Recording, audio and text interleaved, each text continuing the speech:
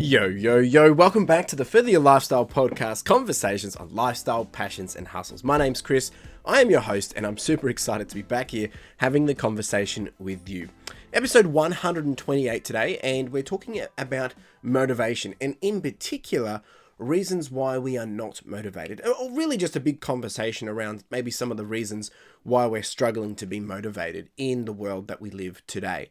Now, I do apologize in advance if I do sound a bit congested. I have been a bit under the weather, so I am filming this with a bit of a congested head at the moment. So please do give me some slack. What I want to cover today is essentially the big topic of motivation. And motivation is obviously something that gets thrown around all the time. I talk about it here on the channel, and it's what we see everywhere. Now, there's a lot of things that we can really cover when it comes to motivation, but before we get into any of that, I want to just kick off with a quote, and then we'll dive into it. So the quote by Seneca is, "Putting things off is the biggest waste of life. It snatches away each day as it comes and denies us the present by promising the future."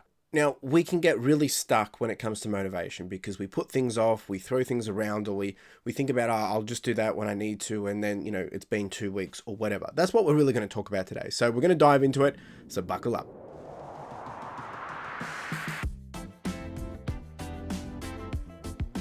So the three areas of conversation that I want to have around motivation today is overthinking, waiting for the perfect moment, and the over-reliance on willpower. Now, clearly, if you don't know, but I will go through it.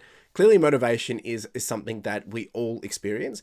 But if you don't understand what motivation is, for whatever reason, motivation is a driving force behind our actions and our decisions. Yet, there are times that we find ourselves unable to find the vital spark to actually push forwards with whatever it is that we want to do or attain. So by understanding the reasons behind maybe the lack of motivation, I think we can help devise potential strategies or ways that we can reignite this or potentially get back on the course of where we want to go. Now, I've gone through these three areas of overthinking, waiting for the perfect moment, and over-reliance on willpower. And I've written down a whole bunch of different notes.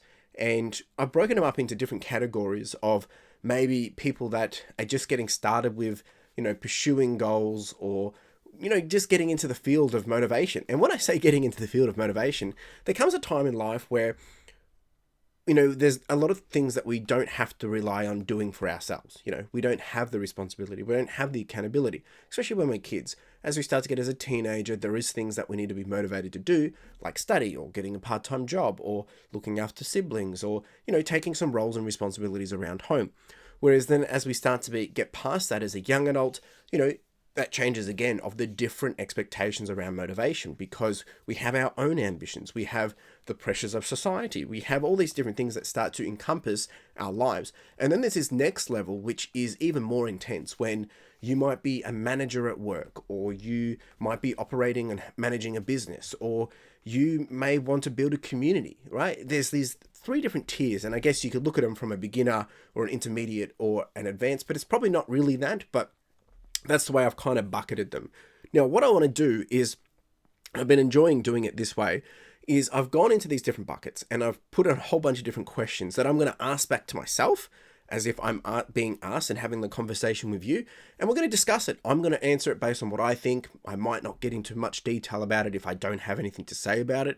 But if you have something to say about it, drop a comment down below. If you're here on the YouTube, you can watch and leave a comment, or reach out and send me a message, get in contact, and let's continue the conversation. So let's start with the first question off the rank, right? And this one is, are there common reasons why people often feel unmotivated? Now, look, I can generalize here, and this will be a generalized answer, but I think a lot of the time it comes down to, for me, we don't know our why. Like, why are we doing this? And if you don't know your why, it can be very hard to be motivated to do something. Now, obviously, we can get whys from other people. We can get motivation from other people, so an external source. But if you're not even motivated to do this internally, it's going to make it very hard to move forward, right? So if you wanted to get a job, right, and someone says there is a job to either clean toilets or you can wash cars, right?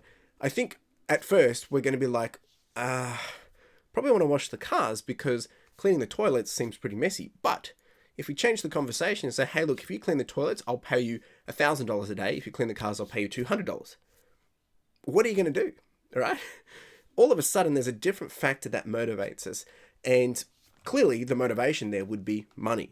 We know what our why is. Now, if you're not caring about the money, but you care about, what you like to be able to do and you want to be able to enjoy it, then you're probably going to pick the cars, right?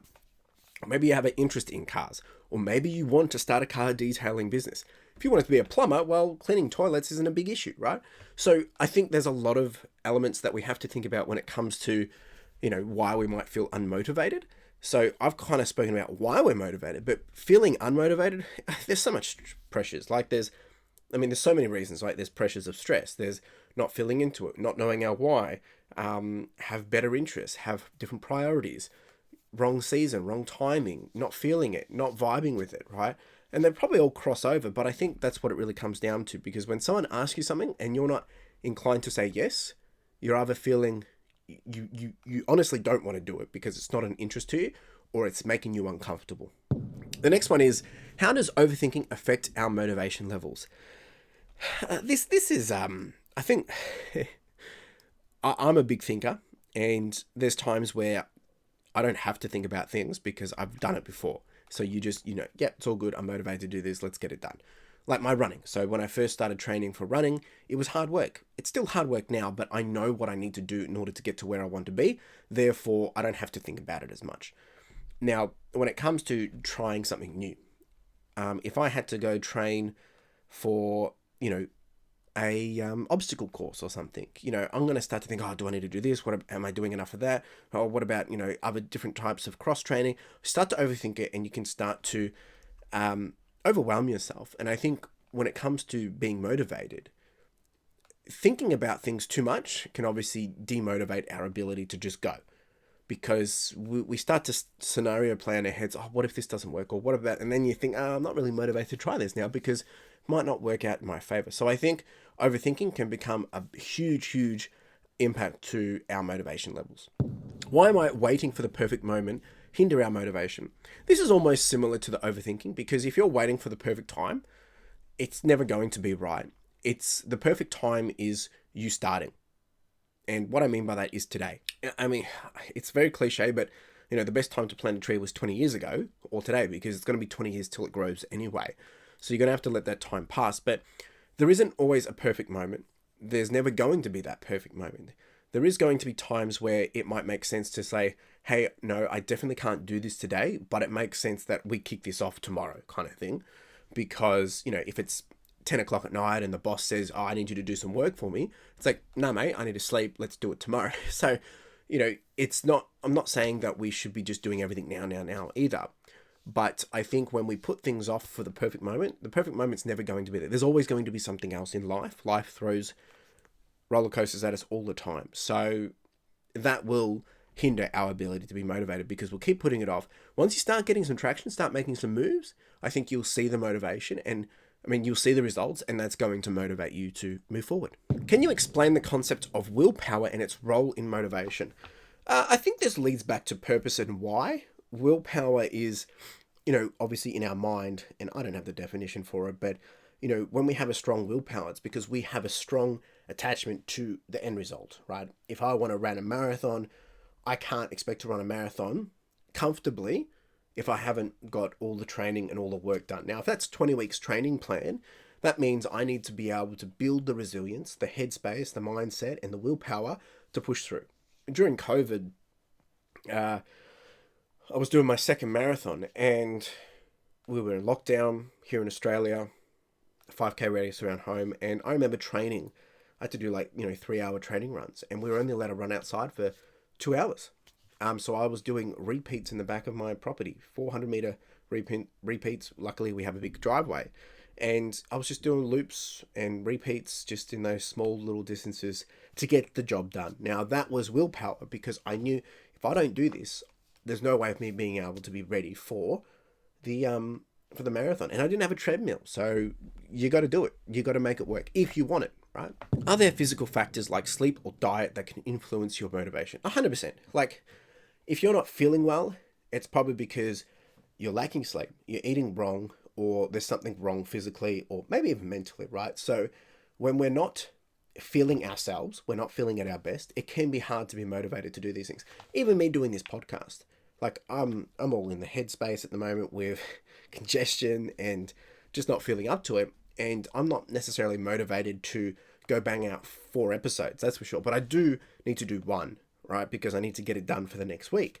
And I think it's important that we can understand of what are the things that are influencing our ability to be motivated. So if you're not having a good day and you're not motivated to go to work, what's the trigger from that? Did you sleep well?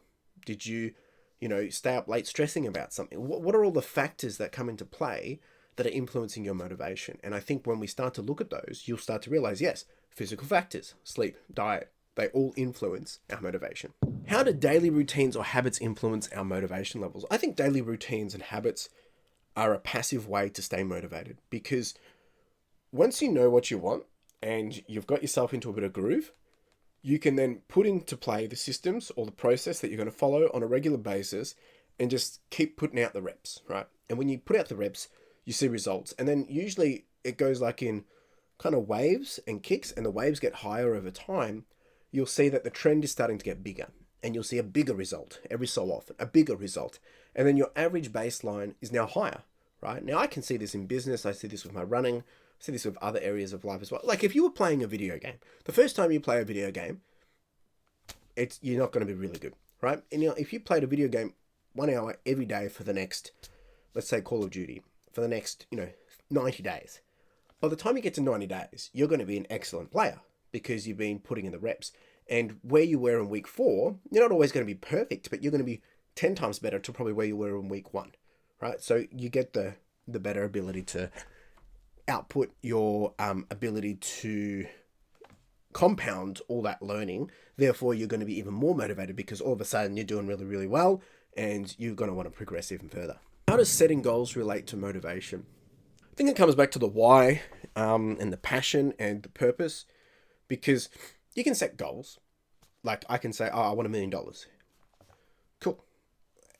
Like, are you motivated for that though? Because to get $1 million, like you're going to have to either buy a house really low and sell it really high, or you're going to have to sell a lot of products, or you're going to have to build something to sell it. There's a lot of work that goes into that. So I think setting goals can motivate us because that's what we want, usually in a shorter, time frame. So in a year or even in 30 days, I think that puts a lot of pressure on us to start to put our, money where our mouth is and to do some work. But goals won't always motivate you. Goals can be too scary, so they overwhelm you, so you overthink, so you back away from them. So it is a bit of a hate-love relationship, I believe. Can external factors like our environment or company impact our motivation?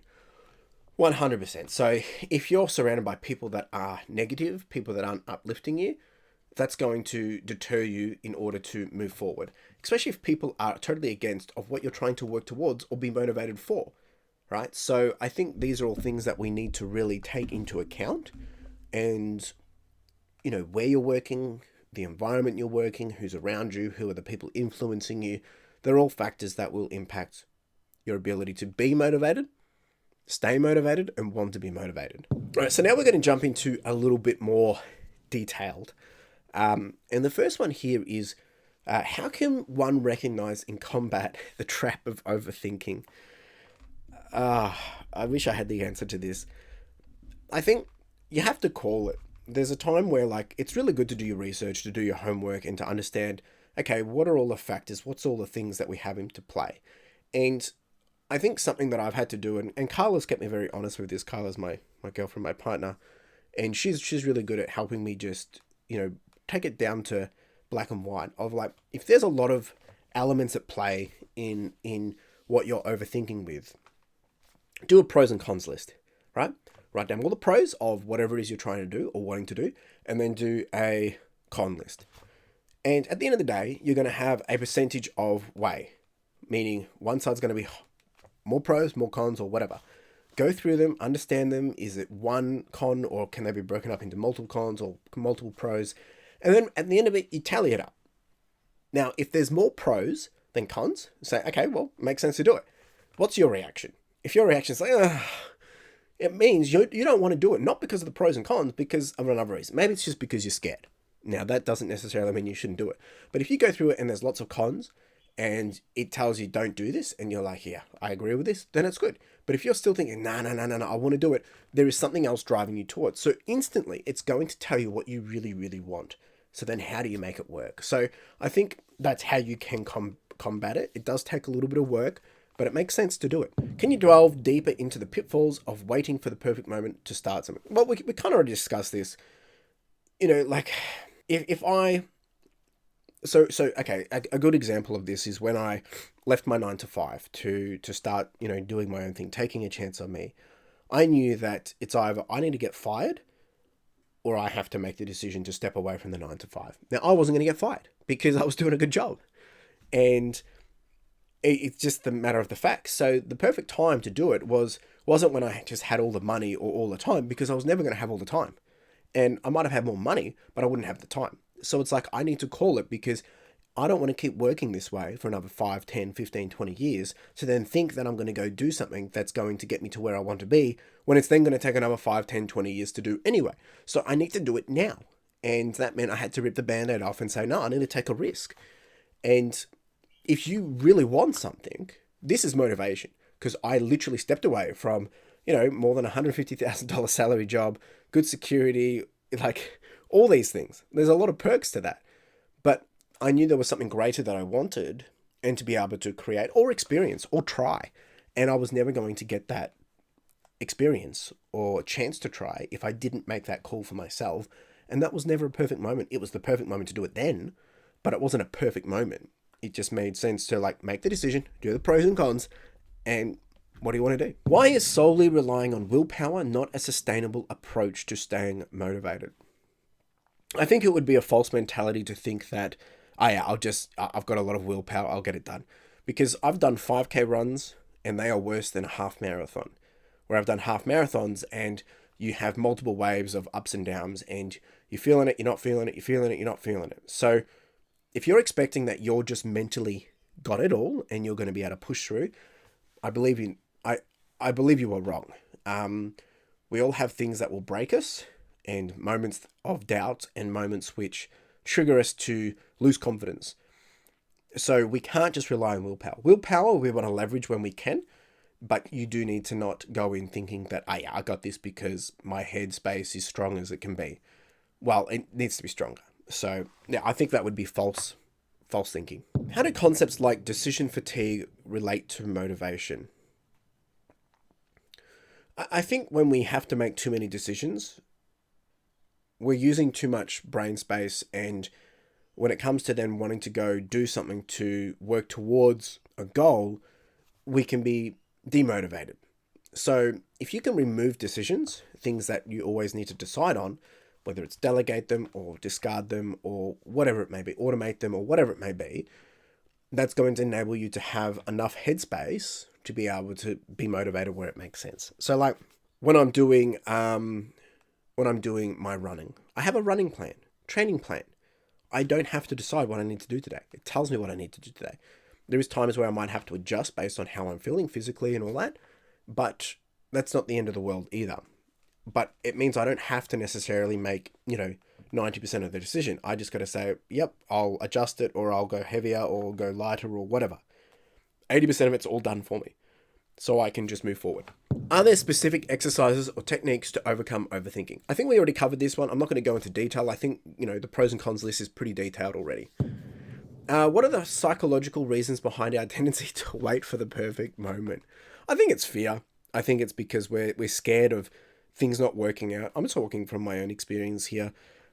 Look, I hate taking risks. I hate change. I hate doing things out of routine. I hate doing things that aren't structured. But sometimes those things are very important, and it's our comfort levels, right? You need to get out of your comfort zone, and there's never going to be the right moment. You could try it today and it works, and you think, why didn't I do this earlier, right? So you're not going to know unless you give it a go. And we tend to hold back because we're worried about what other people think. We're worried about what if it doesn't work out. No one cares. Look, people will be there to support you, and there's always going to be people that will bring you down, but there's going to be plenty of people that bring you up. So that's my thoughts on that. How can one cultivate motivation when willpower is running low? I think having little mechanisms in our lives that can help us just bring us back to roots, to happiness and smiles. Like, for instance, for me, I have nacho night. Tuesday nights, we do family night, nacho night. And that's something to look forward to and something to be motivated towards. And if I'm going out and I'm doing something and it's a bad day, I can, think about, I just got to get through this and we can have nachos. And it gives you the willpower to push through. So having these little things that you can hold on to, press towards, push towards, and things that bring balance and, foundation and consistency to your life, enable you to fall back onto, regenerate, whatever it is you need to get back into it, be motivated, and then press on. Are there any tools or apps that can help manage or boost motivation?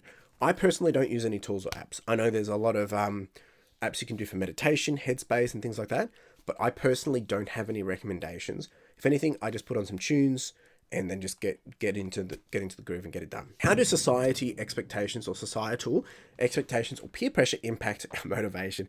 This is a huge one. I think that they can be pros and they can be really good and really bad, because when we see what other people are doing, we can get sometimes a bit stuck on jealousy and, think, oh, I want that. So you try and work towards getting what they want or getting what they have. And it can be a wrong type of motivation, because then you start working towards something which isn't actually yours. Now, at the same time, that can be a really great way to motivate you, because when you're running or out doing something and there's someone next to you and you got a bit of peer pressure and, competition, friendly competition is great, like sibling rivalry, because it motivates you to push a little bit harder. But you don't want it to overflow and you become jealous, you become annoyed and frustrated at these people because they're just doing their thing and you're not being able to do the same as them. So I think it has its ups and downs, its benefits, and obviously some, things which are going to cause a bit of confusion in your head when it comes to trying to stay motivated and work towards to where you want to go. Can you discuss the balance between motivation and discipline? So discipline comes down to doing the reps. Motivation is getting out to actually do the reps. So if I have a goal to do 100 push-ups a day, right? So the discipline is to do the 100 push-ups and get it done. The motivation that is required is getting to the place to do the 100, the 100 push-ups. And the motivation part of it is about, well, why am I doing this? The discipline is like, this is the action I do to enable me to get to the thing that I want, right? I'm doing it because I want to have a better body, or I want to be fitter, or I want to have a strong core, or whatever it is, right?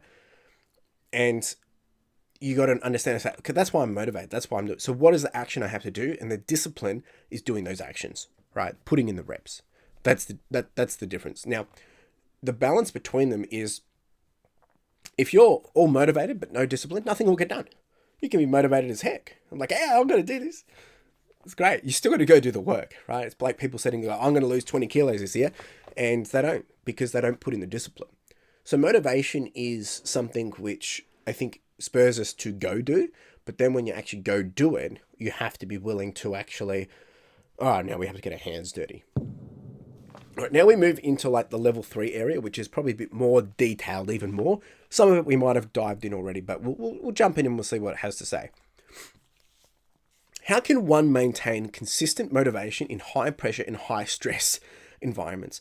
So my previous job worked in a consulting firm, managing over, jeepers, I think at the highest we peaked was over $120 million in project budget.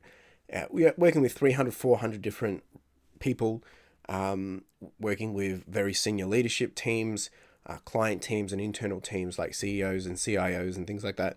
And that's a very high pressure, high stress environment, because we're running on tight deadlines. We have budgets, we have schedules, we have delivery schedules, expectations from a client to a contractual point of view for us delivering. And I have to be able to make sure that we're staying green. When I say green, is like in the positive, in the right position, internally managed, but also client facing managed as well. That's a lot to juggle. Now, there's people that will annoy the heck out of you. There's deadlines that will change and cause frustration and stress. And I was doing it for a long time. Now, I loved the job because I thrived in the job. I enjoyed doing able to just, solve problems and be able to be a people pleaser. But the reality is, it's like it takes a toll on your head. So to be motivated in such an intense environment, it really comes back to understanding your why. Why am I doing this? Now, there's going to be a level of motivation from a salary, from a bonus, from getting a reputation, a respect, or being able to have a social status within a, maybe it's a title or something like that. So you really need to understand why you're doing it. Sometimes we don't have a choice. Sometimes we're doing it because we just need to pay bills or, help our family survive. And that might be enough to stay motivated. But I think having those little roots that I've spoken about before, about coming back to like, well, okay, so we know what we want. Why are we doing this? What are the things that keep me sane through the week? And then you manage the day to day as a roller coaster. There's going to be days where it's going to be like horrible, but then there's going to be days where it's not too bad. And those are the moments you refresh, you reconnect with people, and you get back on your horse and you charge on, right? So I think, I know that's a bit of a, oh yeah, that it seems very straightforward, but that's really the only way to do it. Being able to continue to take downtime, continue to find time for yourself, do things that motivate the team, like encourage the team to grow together, do things that enable you to have a small win, to smile, bring back that connection with yourself, and it will help you just see through the light and understand that, today is not the rest of your life. And sometimes there's going to be just the days where things aren't going as planned, and then there'll be days where it's going to be better than you expected. How are advanced psychological techniques or therapies to address chronic lack of motivation? Sorry, are there advanced? I don't know. Honestly, I don't know the answer to this one. There's probably a lot of things out there that we can do to stay motivated. We could probably speak to a lot of people. If you're wanting to understand the science behind this, there's probably plenty of books. There's probably plenty of podcasts. There's probably plenty of people that can help you understand it and untap what it is you need to know to help you get through that. But I can't answer that. How do concepts like analysis paralysis relate to overthinking and lack of motivation? I think we've already kind of covered this. I do this a lot, like especially when it comes to numbers and business, is I look at all the numbers. I want to make sure, is it going to be making enough, on paper, that it's perfect, right? The reality is it's not going to be the same as paper. And then we get stuck in our heads, or what did I do wrong? Why isn't it working? And sometimes it just comes down to you need to do the work. But when you start to get so stuck in your head and, playing out different scenarios, to then go try it, you can be a bit scared because you haven't found the perfect model. You haven't found the perfect scenario. You haven't found the perfect result. Or you have this unstated expectation of what a perfect result should look like. Therefore, because that's a false idea, you're never going to get there. So therefore, you're never going to be motivated to actually work towards it, because you're never going to be able to get to something that isn't possible, right? So yeah, I think it's really, really bad. Can I delve into the neuroscience behind motivation and the factors like overthinking impact? I don't know any of this. I know that certain things, if we dumb it down a little bit, we can dive into how there's things that pull us towards stuff or things that we're trying to get away from. So like, you might be motivated to do a really, really good job to get promoted so you can get out of your role and get a new job, right? Whereas you might be really, really motivated to do a good job to get promoted, to get a big packet and continue to do the job. So there's push and pulls motivations, things that are driving us in different ways. You might be trying to just continue to do a good job to get your money so you can pay your, bills and manage your family, or to be able to invest, or you might be really motivated to do something because you want to beat someone else, or whatever it may be. So there's different elements to it, but I don't have the neuroscience behind it. I can't answer that. Again, these questions have kind of been formulated for me to kind of have the discussion with you. And maybe I'm just not that advanced. How does the modern world with endless choices and distractions contribute to waiting for the perfect moment? That's very true. There's so many opportunities out there because we think, I'll wait till that is available, or I'll wait, can I do this, or I'll wait till that happens, or maybe when this happens, I'll be able to do it. The reality is we are in a point in time in the world, in society, that the opportunity is so easy, right? We've got ChatGPT. You can create a YouTube channel just from your phone. You can create a podcast just from your phone. You can get information just like that. You can connect with people on the other side of the world. You can run a whole multi-million-dollar business on your phone. you can do all these things. You get access to things you can do university from home.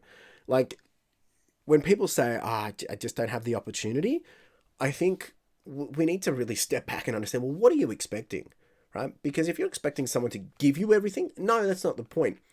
You're not going to get all that stuff, but there's things out there that will give you the vehicle or the means to be able to get to where you want to be. So I think there are endless choices. There's endless distractions, and there's plenty of things there contributing to the perfect moment. But there's also endless things and endless tech and endless opportunities to enable us to make the perfect moment now. Like to say, well, you don't really have an excuse other than you're just lazy or you just don't want to do it or you're too scared. That's my personal opinion. Other advanced methods or philosophies like Stoicism that address the pitfalls of over-relying on willpower. I don't know. I think sometimes we need to be... Willpower is really good, and there's people that can rely on willpower to get to very far places. But I don't have enough detail on this. How can businesses or leaders instill motivation in teams, considering factors like overthinking and waiting for the perfect moment?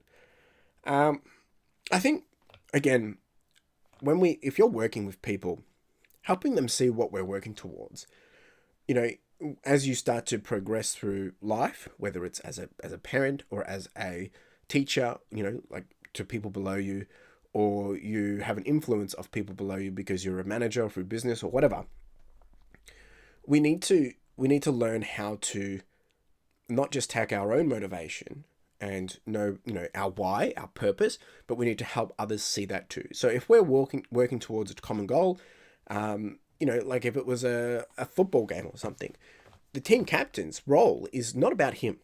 It's about making sure his team is at the level to get us to the grand final, right? And how does he make that happen? So instilling the mindset, instilling the training, instilling the dedication, the discipline, helping them understand the why. Why are we here? We're not just here to kick the football around, guys. We're here to actually level up, right? And if people aren't on that same playing field, well, then the question has to be asked is like, are they doing it for the same reason as the majority? Because if we're not all in sync, it might actually hinder. And I think that's why some of these tough conversations happen when people do get let go, because it's not a right team for the fit for where they're trying to go. It's not that the person's bad or not skilled or doesn't have the ability to do what it takes, but if they're not there willing to do what it takes or wanting to do what it takes because they just want to, cruise, again, there's nothing wrong with that. But in order to get to where you want to go, everyone needs to be on the same playing field. So I think it's our responsibility as leaders or people who are in charge of other people to instill the motivation through understanding the whys, the purpose, and helping that bond come together. If you can't do that, then there's going to be overthinking, there's going to be doubt, and there's going to be people thinking, when are we going to do this? Why can't we do it now? We're not ready for this. And if people do have those doubts, the team's never going to be in synergy and the team's never going to get to where you want them to be. Can you discuss the interplay between motivation, resilience, and grit? Yeah, so motivation, I think we kind of covered. It's like, why are we wanting to, do 100 push-ups a day? Or why are we wanting to get six-pack abs? Six-pack? Yeah, six-pack abs. Or why are we wanting to run a marathon? Or why are we wanting to build a business? Or why are we wanting to start a YouTube channel? Whereas resilience is then the level of, okay, we know what we want, but it's going to take 2 years to do. So the resilience is being able to push through that 2 years of just continuous reps and all that. And the grit is when you have to, really buckle up and actually do things which get you uncomfortable. Resilience is sticking through. Grit is actually doing the hard stuff that scares you, right? And getting you through the moments of doubt and taking a chance. That's the difference between all three. And they all come into play, because if you're not motivated, you're not going to need to be able to then dive into resilience to see it through. And grit then only comes from being motivated and seeing it through, because you'll see that, okay, in order for me to now get to the next level, I have to do something bigger than I've ever done before, which means I need to be 100% motivated. I also need to know that, okay, this might mean I have to stick it out longer, and I'm going to have to do something that's going to make me very, very uncomfortable. Not that it's a bad thing. It's just because you've never done it before. right? So that's grit. How do cultural and societal differences impact perceptions of motivation and its barriers? I think this is an important one because why you're motivated or what you've come from won't always be the same as everyone else in the room. And I think this is very clear because, especially when we look from Western society and where people might come from a third world country and things like that, expectations and things that we take for granted are completely different. You know, what one person finds enjoyment in, another person might think, oh, that's silly, that's stupid. So I think understanding how everyone else is motivated and their perceptions of motivation is very important when, working with that person or trying to, use them or leverage them to help you become motivated, because they might not be motivated the same way. There's also barriers there because if they're not motivated the same way you are, they're probably not the right person to be able to have the same conversation, because they will probably tell you something different that you want to hear. Now, they might tell you something that you need to hear as well, but I think we need to understand that not everyone is working towards the same goals for the same reasons, and we haven't been brought up the same way, which means we'll have a different perspective of the world and how we perceive that. So it will change the way we think about overthinking, it will change the way we think about the perfect moment, it will change the way we think about willpower as well. But I think there is a generic strain that overthinking isn't going to necessarily benefit you. Waiting for the perfect moment, there could be this mentality that one day something will change.